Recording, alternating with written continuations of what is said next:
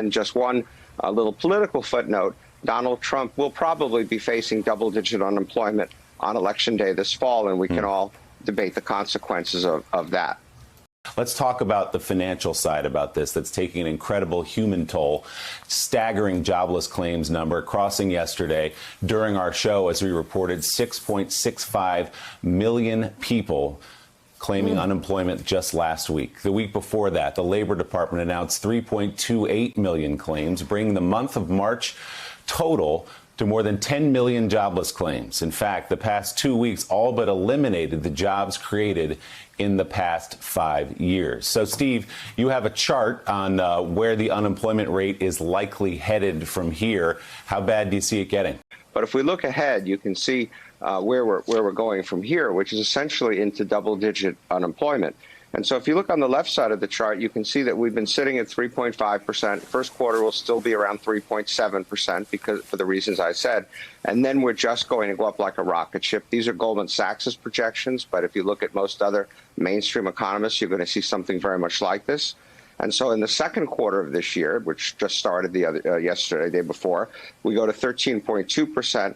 And then in the third quarter over the summer, they're projecting we're going to hit 14.7%. And just for reference, you can see the dotted red line across the middle. That's our 2009 peak at 10%. So we're talking about an unemployment rate 50% higher than where we got to during the great financial crisis. And many people say to themselves, well, this is going to be a V-shaped recovery. We're going to bounce back as fast as we bounced down because people will go back to work. But if you look at what these projections show, that's not what we're looking at. We're looking at a long, slow recovery in jobs, unemployment rate going down to 9.5% at the end of this year. And then you can see 7.4 quarter by quarter. At the end of next year, 6.3%, still very high.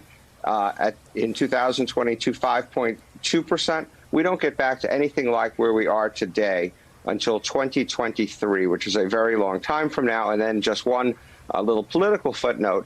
Donald Trump will probably be facing double-digit unemployment on Election Day this fall, and we can all debate the consequences of that. So, Steve, just also trying to map this out, don't you need two important factors as you look into the future as to how bad this, can I use the word depression, will look like without really consistent, complete testing across the board, where you have rapid testing for the coronavirus as well as the antibody testing to know if somebody has had it before? If you don't have that, along with a vaccine, how can you see into the future, too far into it, to see how bad this is going to get? How important are those two factors? They're critically important. But first, to go back a step, I think someone said this was not self-inflicted. That's absolutely true. The virus was not self-inflicted. But if we had moved faster and more aggressively toward the social distancing, toward all the policies that are now slowly and haltingly, as we were just talking about for the last 15 minutes, come into place, right. If we had moved faster, as China ultimately did, we would have seen, I think, better numbers on jobs than what we're looking at here, better numbers on the economy. We would have been able to get people back to work.